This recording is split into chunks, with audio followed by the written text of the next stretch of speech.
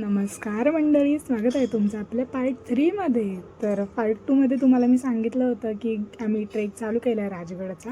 तर आम्ही बघा अर्ध्या निम्म्या पल्ल्यामध्ये आलो होतो आणि कसं मस्त असं धुकं पसरलं आहे सगळीकडे. अख्खा गड धुक्यांमध्ये सामावून गेला होता.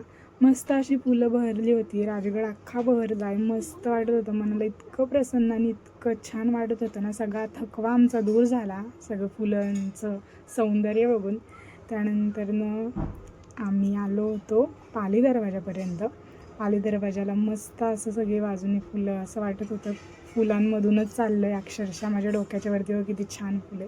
पाली दरवाजातून आत गेलो, हा महादरवाजामधून सुद्धा आम्ही आतमध्ये गेलो. त्यानंतरनं इथे बघते तर काय सगळीकडे टेंट लावले होते, म्हणजे महादरवाजापासून सगळीकडे टेंट लावायला सुरुवात झाली होती. प्रचंड टेंट होते, म्हणजे प्रचंड पब्लिक आली होती.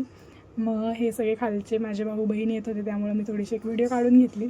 आणि आम्हाला छोटूसा खेकडा भेटला, मी तो खेकडा हातावर घेतला. म्हणजे तशी तर मला भीती वाटते खेकड्यांची, पण मी घेते आता, म्हणजे भीती घालवायचा प्रयत्न करते. जसं जसं पुढे चालले होते तसं तसं धुकं वाढत होतं. अक्षरशः स्वर्गात जाणं काय असतं ते तिथं गेल्यावर समजलं. बघा तुम्ही पुढे तरी ना तलाव बघा किती सुंदर दिसतोय. मस्त अशी सगळी फुलं डोलत होती.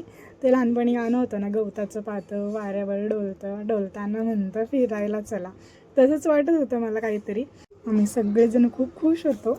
आता रात्री कार्यक्रम बघायला भेटणार होता, आईचा गोंधळ. त्यासाठी तयार राहा. पार्ट 4मध्ये भेटूयात. बाय.